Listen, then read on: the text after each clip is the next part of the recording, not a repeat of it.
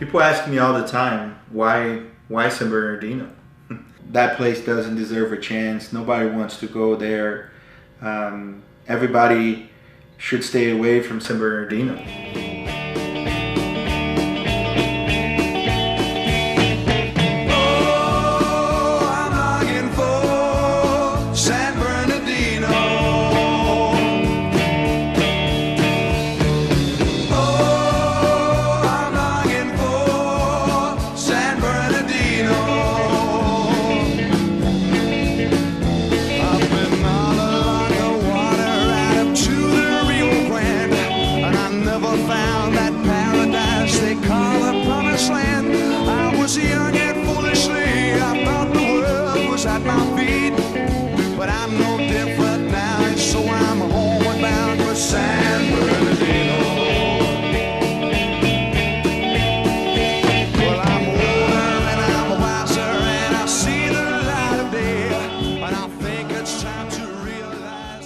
San Bernardino is a city that's gone through a lot. It's gone through bankruptcy. It's gone through a lot of violence. It's one of the most dangerous cities in California. Being young in the community of San Bernardino, it's either you play sports or you try to do something with your life. If not, then you're just affected by the violence that's out there, by the drug use that's out there. I'm a high believer that sports can change anybody's ways of life. We really think there is something special here, and these people here deserve a better opportunity. What community in America deserve a better opportunity to be changed through sports? San Bernardino, one of California's oldest cities. Drive an hour and you can be taking a picture with Mickey, walking over Michael Jackson in Hollywood, skiing down the mountain in Big Bear, or teeing off in Palm Springs. Yes, San Bernardino is close to it all. Founded in 1851 by Mormon missionaries who chose the fertile valley at the foot of the mountain range as an outpost for other missionaries preaching to the various Indian tribes. As the last years of the 19th century waned, the giant railway companies eventually found their way to San Bernardino, changing it from a sleepy town into an enterprising city. Actor Gene Hackman was born in San Bernardino. LBJ was an elevator operator here. Sammy Davis Jr. lost an eye in a car crash in San Bernardino. The Rolling Stones launched their first American tour with a performance at San Bernardino's Swing Auditorium, June the 5th, 1964. Guess where the first McDonald's was? San Bernardino. San Bernardino was the home of the Hells Angels. And believe it or not, in 1976, the National Civic League designated San Bernardino an All-America city. In fact, San Bernardino was at one point considered the place to be. You know, there's no denying the fact that statistically we are worse off than most other cities in this country. Every city has a story. Cities don't just get this way overnight. The financial crisis of 2007 put San Bernardino into mass foreclosures, and the city declared bankruptcy in 2012. The median household income is under $40,000. This makes San Bernardino the poorest city of its size in California. A high unemployment rate, crime, a drug epidemic, and a drought had San Bernardino already on its knees, a city in shock, looking for any ray of light, trying to break through a thick, dark cloud.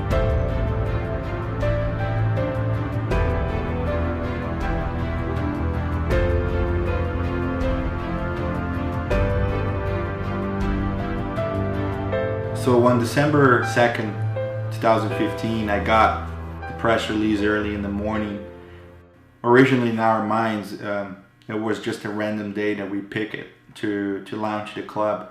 We wanted that day to be something special for the community, for San Bernardino. We didn't know, unfortunately, that a tragedy was going to hit the community just a few hours after I received the press release. We've done everything we can in our power to find, locate, and apprehend these subjects.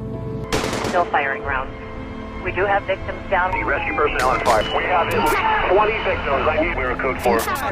We need a Bearcat. Positioned in the back seat with an M4 rifle. This is a tragedy. Our city's on high alert. We're doing everything we can to keep this area safe. 14 people shot and killed.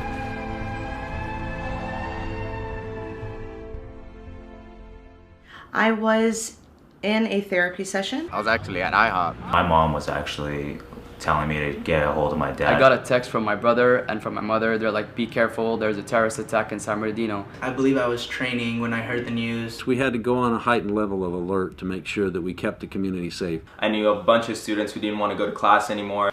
I just couldn't believe it. I couldn't believe that that could happen in that community.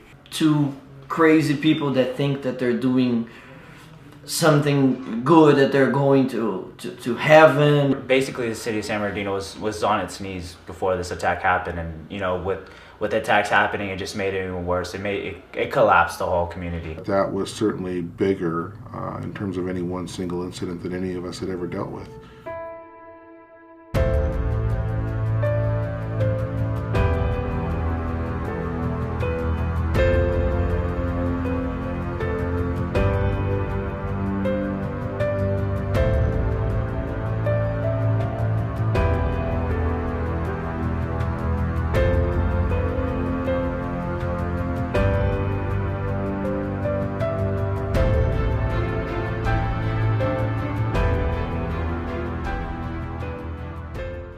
I heard screams, I heard yells, I saw bodies everywhere.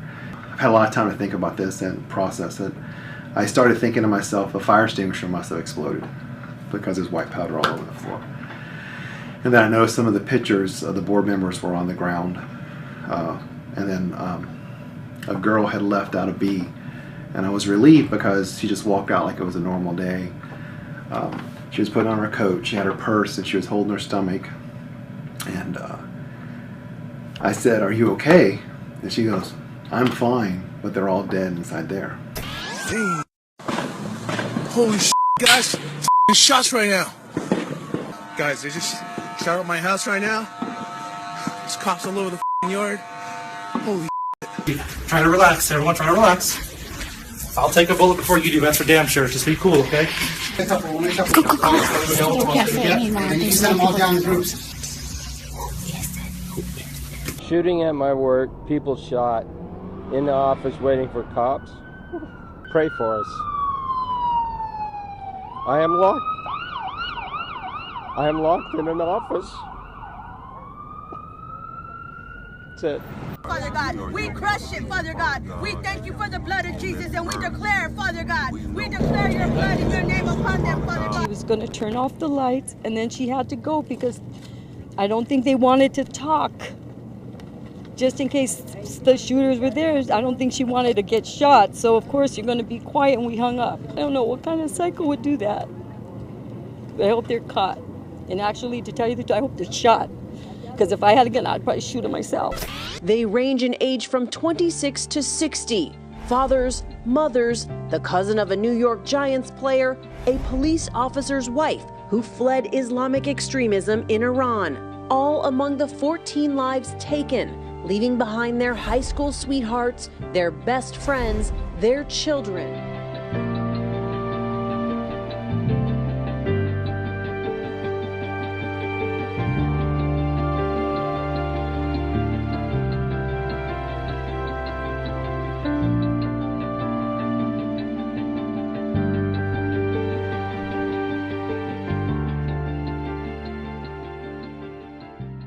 So my days would always start the same. I would come in the back door, walk the building, make sure it was clean and presentable, go and get up to my office and start checking emails and get ready for the day. And then on the 2nd, the Department of Public Health was scheduled to be there for their party. And I was wanting to get there a little bit early to make sure that if they showed up early, had access to the building so they could decorate and set up the way they wanted to. So this is the Inland Regional Center Conference Building, commonly known as Building 3, where the December 2nd attack took place. Right now the fence is up because it's still considered a crime scene. Sometimes I'll park down here intentionally just so I can walk by the building and look at it, just so it's, you know, sometimes my team and I, we talk about this building as a personality. It's a person. It's looking at us. You know, all of our events was there, all of our happy times. I can't think of one bad day in this building besides December 2nd. Before that, you know, laughter, smiles.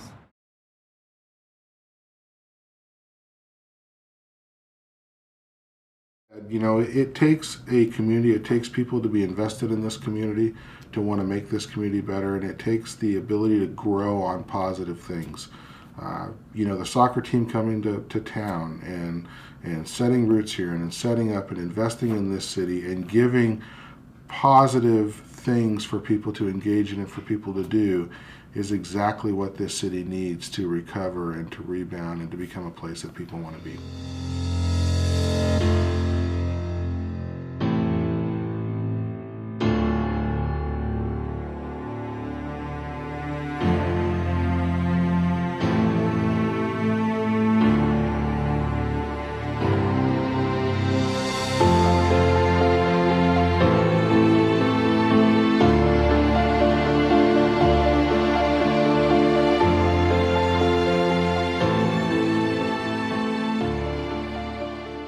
We really appreciate the work that's going into improving that park, especially for those who are now having that opportunity to come and play at a really top-class facility. Something that I think our city can be proud of, to be able to be recognized as some place where others will want to come and play and be a destination area for our city.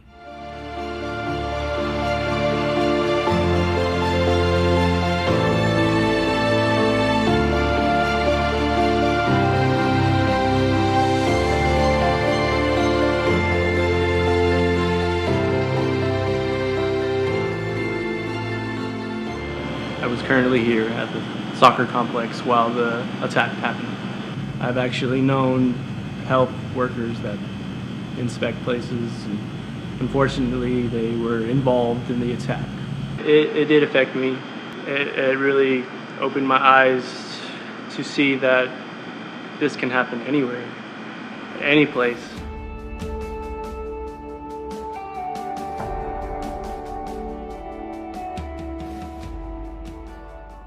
In terms of evaluation, is to take a look at 4 core areas of new players. Do a technical assessment, a tactical assessment, a psychological assessment, and a physical assessment. The first thing we look at the players is the technique, the intelligence, their personality, but technique is the most important for us as a player.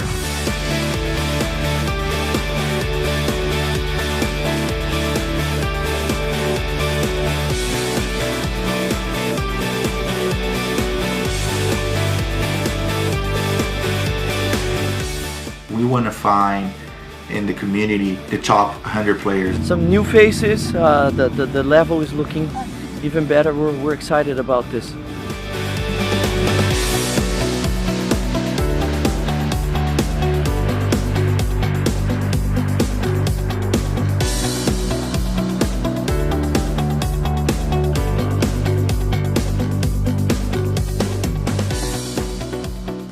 And at the end of the day, you can be a good player, but if you don't want to be there, that doesn't mean anything. Jorge Caballero, number 83 in the tryouts, is here on the side. I think he has some potential. He brings some experience that he had playing in college. He's a local guy now. He's assistant coach for the high school there, for their varsity team. It's a guy that wants to get involved in the community, and he has a lot of potential. I like him as a player as well. I got my bachelor's degree in criminal justice. My family supports me 100% in everything I do. They're glad that I got my degree, so they're okay with me still trying to chase my dream, because if it doesn't happen, you know, I have something to back me up. You know, I get to represent my community, which is something that it's been with me forever. Since I was a little kid, I felt like it was in my blood, so I'm still trying to chase it and see if I can get there. Roberto Duran, Kevin Zamudio, Israel Valencia, Ryan Murillo, Ruben Rodriguez, Omar Perez, Elvin Viernes, Manny Perez, Mario Montiel, Carlos Garcia, Angel Torres, Roberto Gonzalez.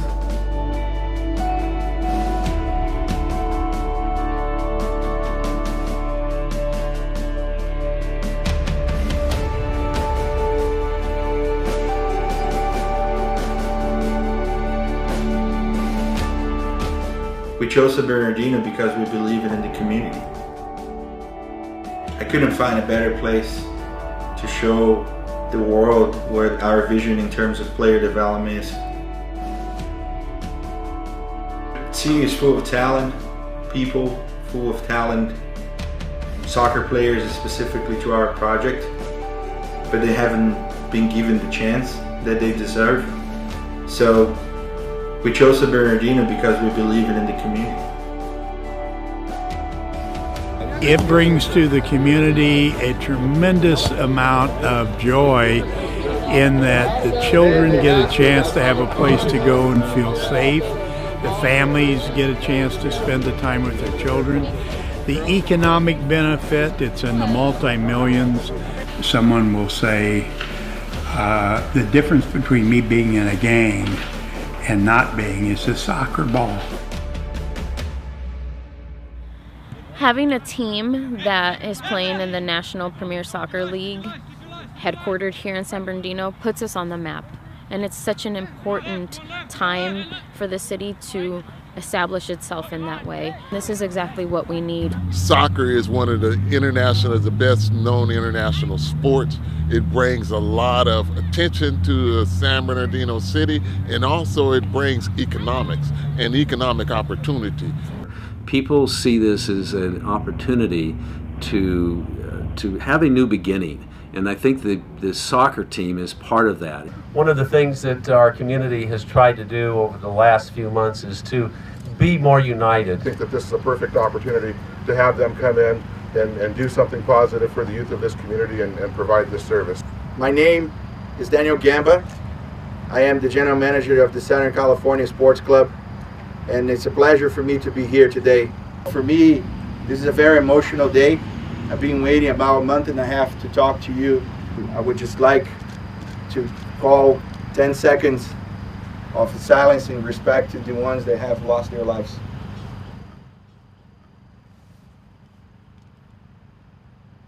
Thank you. Thank you very much. We have a Brazilian guy by the name Thales. You want guys with experience, the background that's phenomenal, but if they don't have the passion and the drive to be there, it's not going to make it. And Thales wants to be there. Thales wants to make it. Thales wants to take this club to the next level. He has the same vision as I have. Off the field, I'm a really cool, easygoing person, but once I'm inside the field, I expect everybody to always do their best, and I'm pretty hard on them. Do you guys understand what we're doing, yes or no? Don't just agree with everything I say. If you don't know, what do you do? Ask! You're on the other f***ing grid! Where do you need to be? A little bit sharper! Go! Right here, right here, right here! Pay attention, it's very simple, very, very simple. I'm very big on that. Is how hard do you work, not necessarily just how much talent you have. If you're willing to sacrifice, yes, maybe you don't have a ride or whatever. I feel like sometimes, and I'm sorry for being too general, but American kids are very spoiled. Oh, I can't get to practice. Get a freaking bus. Call somebody. Get a ride. Ask the neighbor. Ask somebody. Don't just find the easy way out. Oh, sorry, coach, I can't make it. It's too hard. It's too much.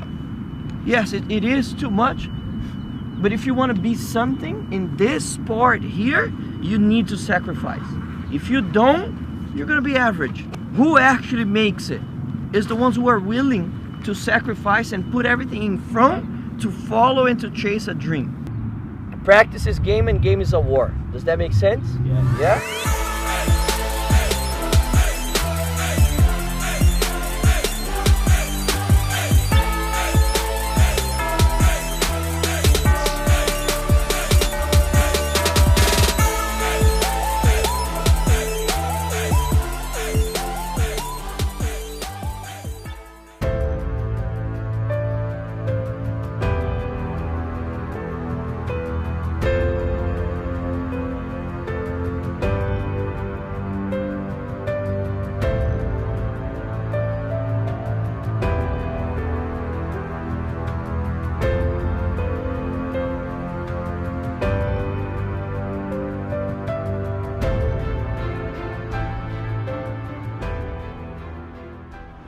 You gotta get rid of these all these Muslims.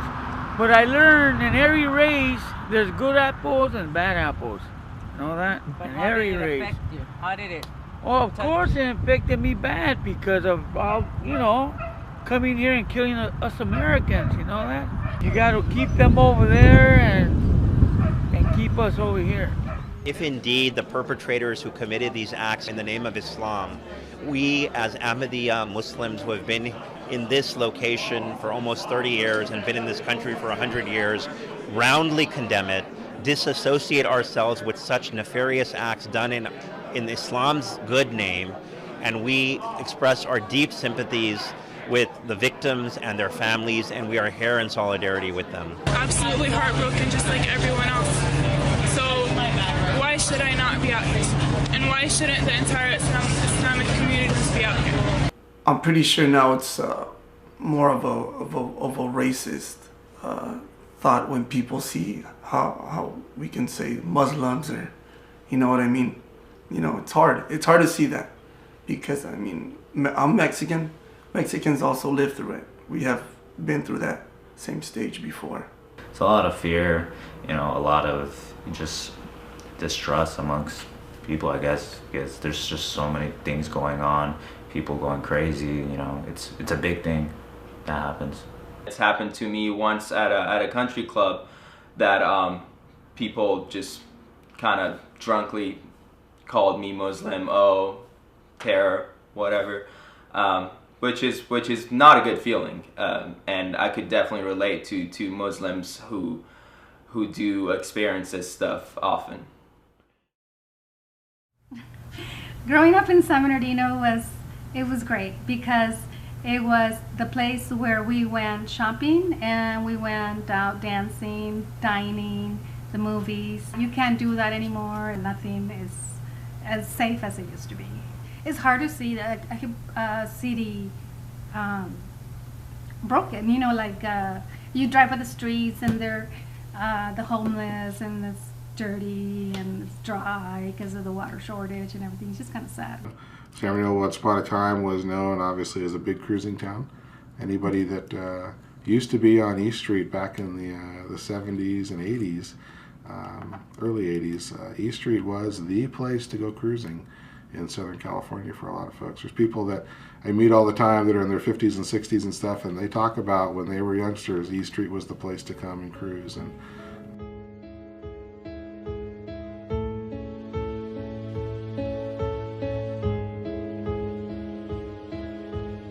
here we are, just taking a drive through San Bernardino. It's a nice sunny day out here. Just going around, seeing through the city. This place really does feel like a broken city.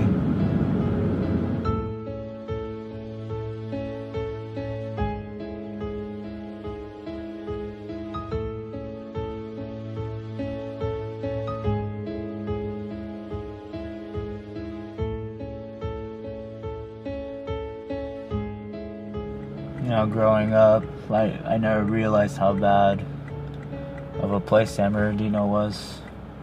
How there's a lot of crime, a lot of poverty, even more so here than in other cities that I've been to.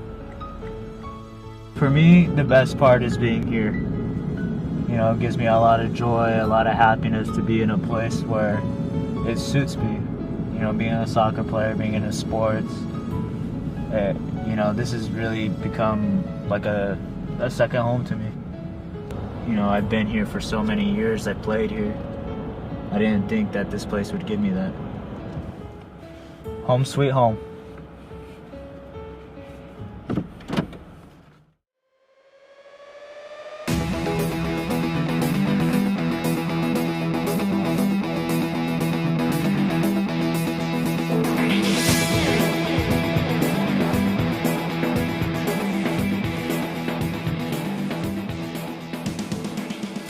For me, there are two qualities that really separate out the great sports teams from the rest.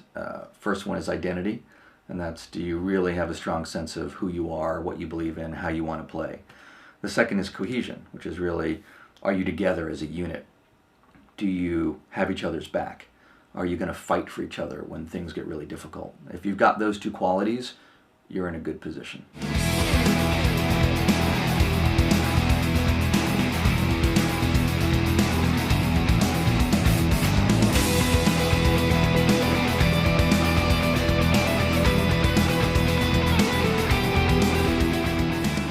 questions I like to ask is, why do you deserve to win? Everybody else is out there practicing, trying, wanting to have success. So what is it that makes you special? Are you more physical? Are you more technical? Do you have tactical expertise? Do you want it more? And I think the teams that have success have found that thing that makes them special. Sometimes it's a unifying force. Sometimes that force is positive. It's everybody wanting to accomplish the same thing. It's positive energy. But in the case of SoCal SC, I think part of what's brought this team together are the tragic events that happened in San Bernardino on December 2nd. I think they're playing for their community, and I think they're playing for San Bernardino.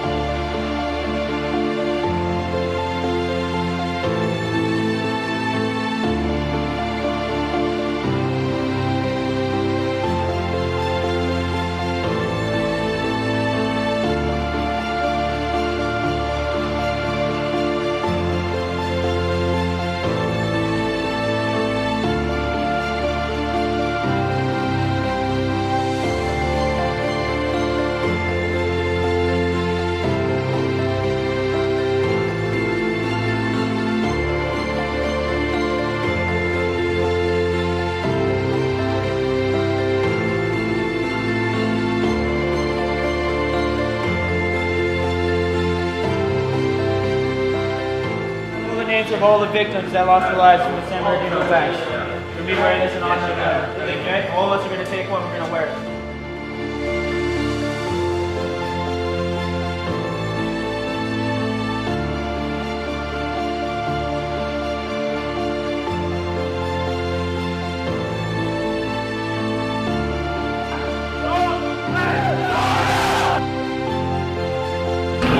Do this. The NPSL season is set to kick off at San Bernardino High School.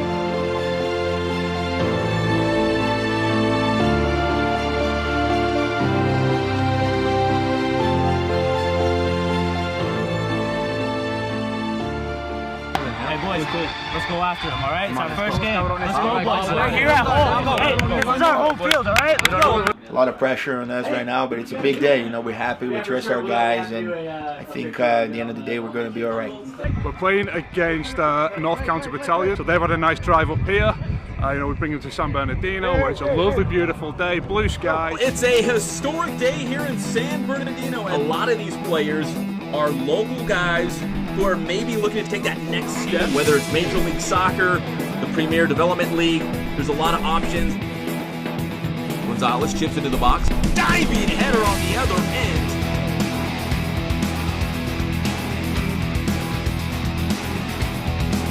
Where's left-footed shot? Just outside of that far post. With Love another crack at that one. Nice play by SoCal SC. Couldn't find the back of the net. There is the whistle as we have reached halftime here.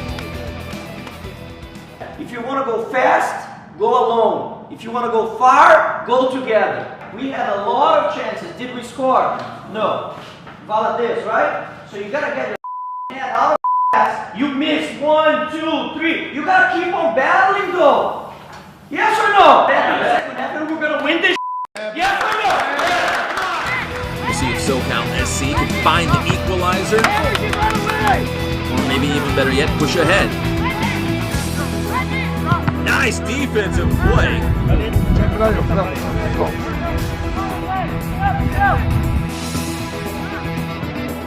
Free kick coming up. Into the box. And it looks like an own goal from number 8, Brian Guzman. And that makes it 2-0 North County Battalion. The time is not on SoCal SC side. Get on the ball, get!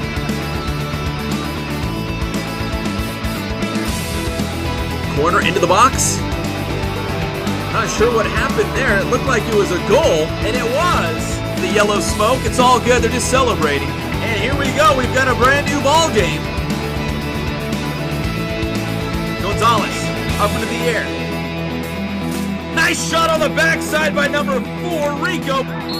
And there is the final whistle as the North County Battalion comes out on top. Final score of 2-1. You lost the game, but how did you lose it? You were fighting to the very last minute, right? We were going at them, and you did surprise the out of them. Don't worry about it. It's one freaking game. You're going to come back. I believe you. I'm very proud of each one of you. Again, we didn't crumble. We didn't crumble. Boost your confidence because you guys have it. Yeah, this is the team that won the league. And so next 1, 2, 3, SoCal! Sometimes my wife tells me I'm a different person now. I'm not going to say I was ever really serious, but I have always had a fun side to me, and I don't see the fun side coming out as much as I used to. When I go home, I usually go upstairs, and for about a month afterwards, I did isolate myself. I stayed away from everybody. I was very irritable. I didn't sleep well, so people will tell you that I changed, but I can definitely see that the fun side of me doesn't come out as much. Coming back to work was actually a big relief for me. I was happy. This is where I want to be.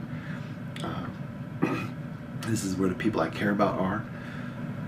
14 people's lives are gone, which probably had done nothing but good things their entire life to help this community as well. More so when I think of that day, I think of why I need to come to work, because this is where we work, this is what we do, this is our house, and no one's going to take that from me. When I step onto the soccer field, not only do I play for myself, my friends, and my family, but I also play for those affected on December 2nd, for the ones that lost their lives, for their loved ones, and for the community of San Bernardino. That's SoCal SC, the electric orange top. Southern California Sports Club hosting IE rival Coras. Can you describe what it feels like to score a goal? Amazing. Orgasmic.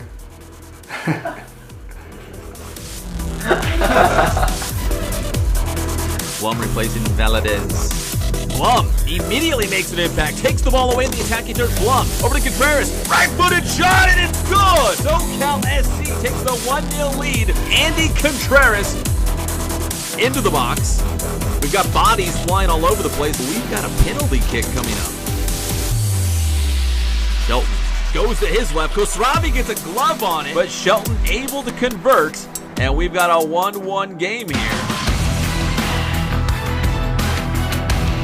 Right-footed shot, Christian Gonzalez-Diaz. And that ball somehow sneaks into the goal for another Cora score. Contreras into the box. Right-footed shot, number 9, Christian Gonzalez-Diaz. From Cody Shelton. Deep into the box. The header diving play from Kosravi. But there is Coras USA, the short-handed goal. And that is it. Coras with a dramatic victory here in San Bernardino. Everybody sometimes need a wake-up call. We started our season losing 3 games at home, and we felt that our players need their wake-up call. Everybody stop in and do this shit. You fucking think this is Hollywood? Got me fucking legs and walking in the field like that? What are you guys thinking? Don't you have fucking balls? Hey! Put some blood in these veins! Play game like a man! Hey! Play a game like a man! Not like a chicken! What I cannot do for you is play! Do you understand?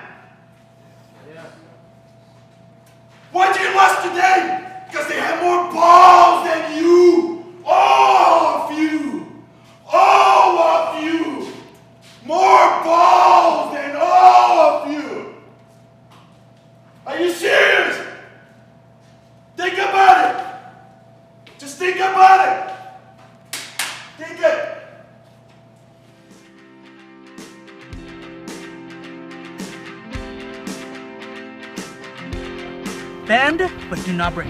Nice and simple. Bend, but do not break. When it comes to San Bernardino, every time I score, it's for those families that lost their special someone in the incident of December 2nd. Gonzalez Diaz. Right-footed shot, number 9. Christian Gonzalez Diaz.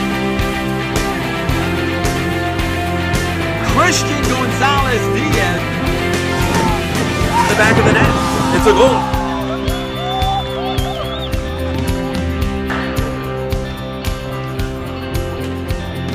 We're still pretty new, so you know, we got work to do. So.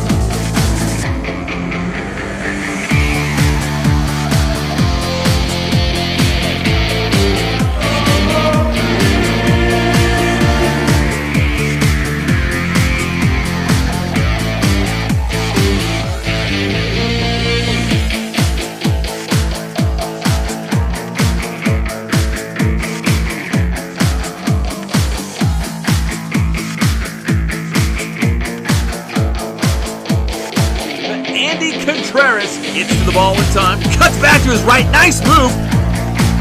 Andy Contreras.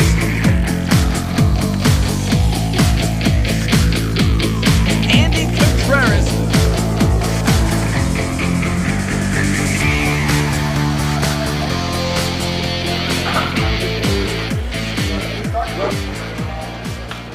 Let's focus this week, work hard, continue believing in each other. We're gonna do this. We're going to do this together.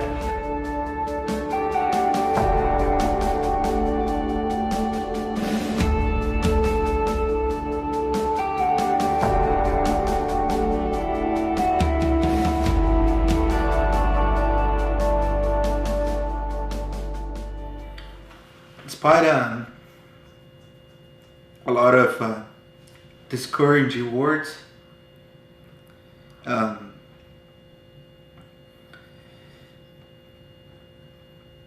tough, Jared. She didn't want you to do it? No, it's okay. Okay.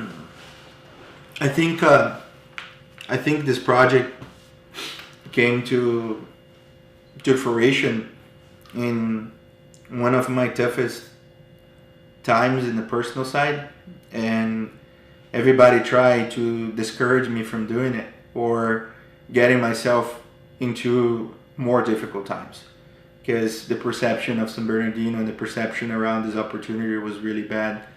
The only person that always stayed by my side has always been my wife. You know, she's the one that really believed it, that everybody need to pursue their dreams, whatever their dreams are, and if there is someone that gave me the strength to continue doing this on a daily basis, it's definitely her. I was born and raised in San Bernardino. I went to Riley Elementary, to Airview Middle School, to San Bernardino High School. Also ended up moving a little bit, but I always came back. I mean, it hasn't changed much. I mean, there's still shootings, and I mean, it's not just those shootings. There's more than that around the whole city. I mean, it seems like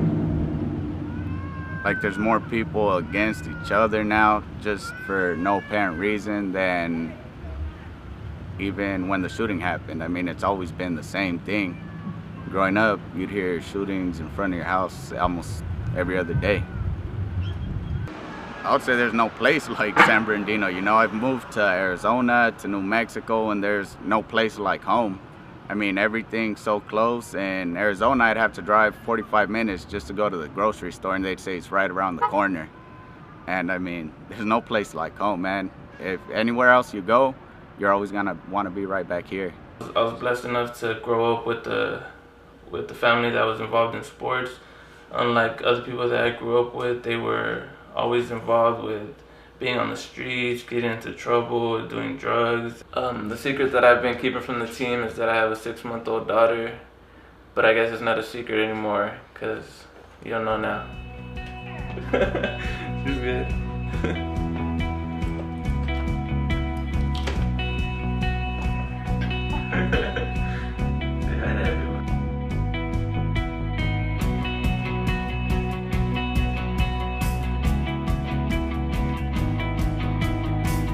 When I step on the field, you know, gratefully as a captain of the SoCal SC, I'm representing more than just myself, my family, my friends there. I'm representing the whole community of San Bernardino. The inaugural season of NPSL soccer in San Bernardino.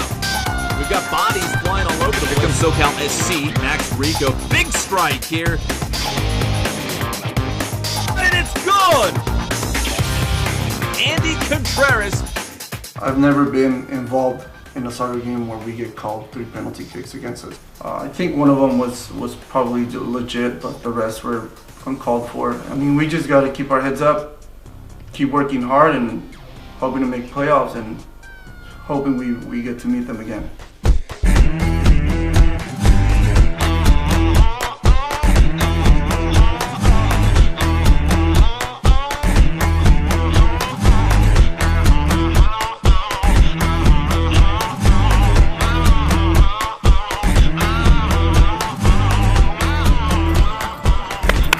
Playoffs. Albion, we got you, man. We're into the playoffs because of you guys, because of each one of you. You guys were the warriors. You guys the one that work hard. You guys the one that want things more than anybody. And I do believe you guys. I can say right now that my internal goal in the beginning of the season was to make it to the playoffs. That was my goal. Listen, it's like going to penalty shootouts. It's a lottery now. We're 5 games away from national championship. You know what that is? Do you understand what that is? Now it's not a 12, 14 game season. Now it's a 5 game away from a championship. You can look at each other in 5 weeks and you can say, we are national champions. Tonight is the night to celebrate where we are. We made it to the playoffs. My goal now is to kill Albion. I just want to kill Albion. I don't care. You guys can hate me forever. You don't want to talk to me anymore. Just win that game. Because killing us. They're talking shit. They're talking shit about you, about you, about you, about every single of you. And if they talk shit about you, they're talking shit about me. We're going to go down to San Diego. We're going to beat them. That's all I want. But you guys got to win because I cannot play. You guys got to win it more than I want it. You guys got to win that game more than anything else in your life. You want to win that game more than the air that you breathe. And we're going to need each one of you. Beat Albion. What else? Whatever comes after that, we already made it. We already made it, guys. First year organization. Everybody look at us. Oh, the guys from San Bernardino. I don't care about them. They even call us a different name. They don't even know our names. Just beat them. That's all I want.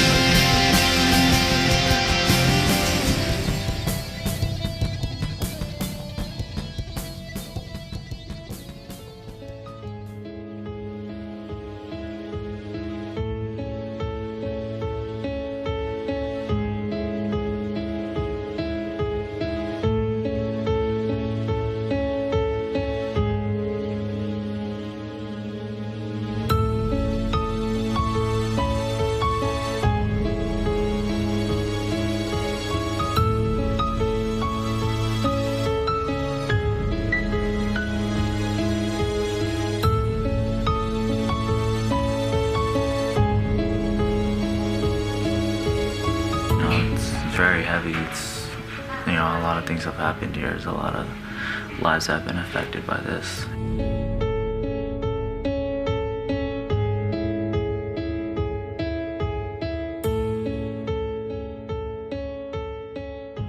It's just amazing how a tragedy like this can affect so many people's life, and you know, it can happen to any of us anytime. So for me, besides being emotional about it, it just teaches me how to be more appreciative of everything, you know, and because you never know what's going to happen to you the following day. So. One of the San Bernardino victims is being called a hero for saving a coworker. 45-year-old Shannon Johnson of Los Angeles shielded a wounded colleague during the attack. She survived, but Johnson was killed. According to Peraza, Johnson wrapped his arm around her and held her underneath the table, hiding. That's when Johnson said 3 words that would be his last: "I got you." Being a crisis responder in crisis was surreal. I mean, this whole thing's just been surreal. He was a health inspector for San Bernardino County. He had been one for about 10 years. He was out there for a training / holiday party, and it was a mandatory event. It wasn't weird that he wasn't returning my text. You know, San Bernardino's the largest county in the United States land-wise, so I thought the odds of him being there were pretty slim. A couple hours after that, his cell phone just went directly to voicemail. And in my experience as a crisis responder for Los Angeles, I know that first responders often turn off the cell phones in incidents like this so they don't have to hear them ring. So I think when it went straight to voicemail is when I knew. Whatever can inspire the team and the fans and the community is, you know, would be A-okay. It would be great in Shannon's book. When he was killed, we had 3 concert tickets. One for December 4th for Gary Clark Jr. And then we had tickets to see Motley Crue on December 30th and the Dead and Company on December 31st. So I still have those tickets. Our Father, who art in heaven, hallowed be thy name. Thy kingdom will come, thy will be done on earth as it is in heaven. Neighboring cities, neighboring clubs. Bragging rights on the line. Live on IEMG for National Premier Soccer League action. This is the big one. Great day for soccer. Not too hot, a little slight breeze coming in. We're a team. We stick together. We talk. They're going to have their moments. We're going to have their moments. Bend a little bit, but don't break. Don't break. Okay, SoCal SC comes out on the attack here. No whistle on the play. About 7.5 minutes into the first half here in NPSL action. Strike!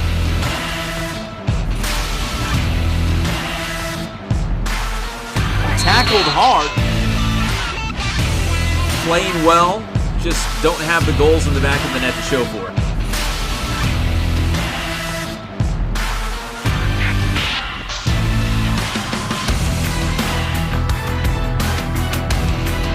And there is the whistle as we have reached halftime here.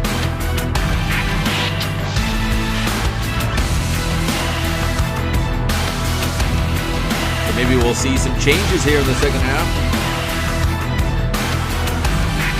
And here we go with the second half. SoCal SC the corner kick into the box. Got it, it's good! SoCal SC takes the 1-0 lead for Rico. Rico comes up big time. 1-0 SoCal SC. SoCal SC threads the needle. No offsides. Here comes SoCal SC. And just high and wide of that. This could be dangerous. A collision around midfield here. And we've got a man down here. SoCal SC holding on to a 1-0 lead. Nice defensive play. Crucial save into the box.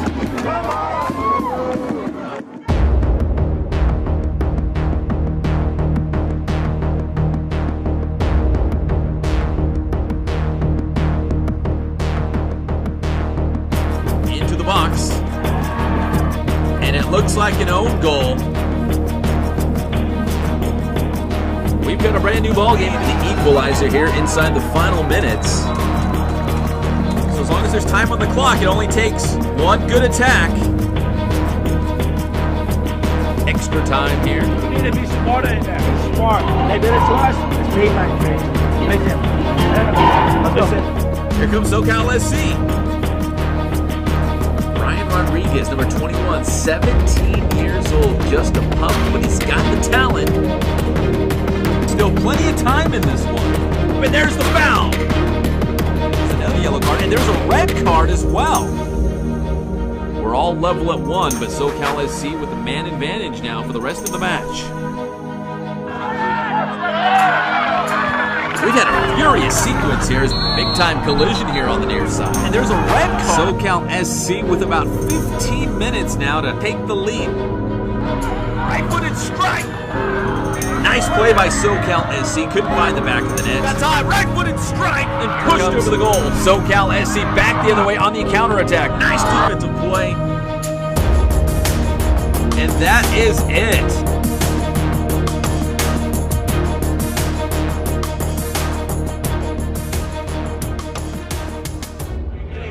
Glenn, Eric, Pee-wee, you five happy with that? Are you sure? Put him away. Yeah. Eric, it's your chance to make history. Guzman, number. It's you, man. It's Guzman, you. number. It's you. 15. You're gonna make history tonight. You're gonna make history tonight. You're gonna make history tonight. Okay? You're gonna make history. You're gonna make history.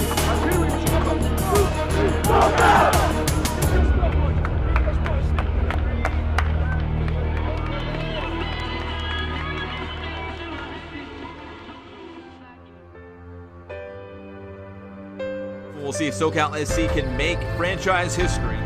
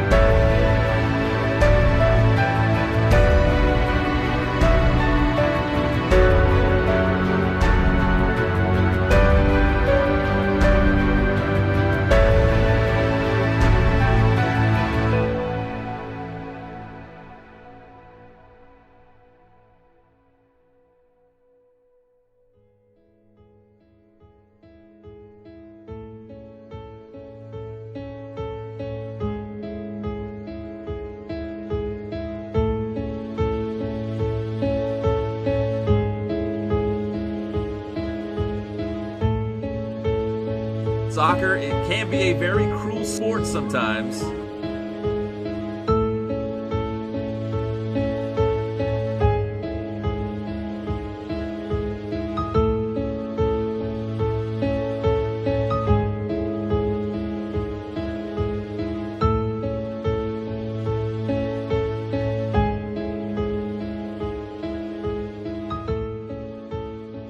Yeah, I did get a chance to see a replay of the penalty shootout afterwards, after the game. You know, we all saw as players that the goalkeeper was coming off his line.